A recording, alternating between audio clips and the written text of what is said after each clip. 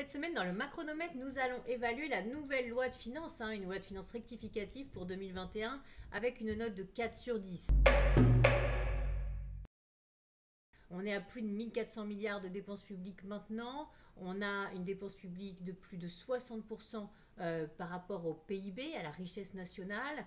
On voit que la dépense publique a énormément augmenté entre 2020 et 2021, 66 milliards d'augmentation, ce qui est préoccupant. Ce que dit aussi le Haut Conseil des finances publiques, c'est qu'une grosse partie de cette dépense n'est ni une dépense de relance, ni une dépense d'urgence, mais en fait ça va s'inscrire dans nos dépenses de fonctionnement à plus de 40 milliards.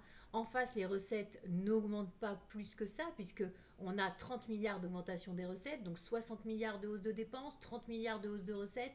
Donc le déficit public se creuse, il devient gigantesque même, à 228 milliards de déficit. Ce déficit, il est même plus important en part de PIB qu'en 2020. En 2020, on a eu une récession de 7,9 points. En 2021, on attend une croissance de 5 points en positif.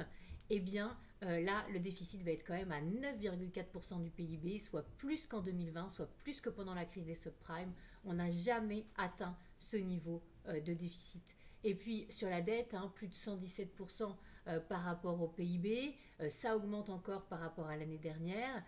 Plus de 2800 milliards de dettes à la fin de cette année. Et donc, on voit bien qu'on rentre dans une zone rouge et que même le Conseil des finances publiques se pose la question de la soutenabilité de nos finances publiques. C'est dit de manière un peu ampoulée, mais on comprend qu'on rentre vraiment dans une zone dont on ne sait pas tellement comment on va sortir. Et on comprend que les réformes deviennent d'autant plus urgentes.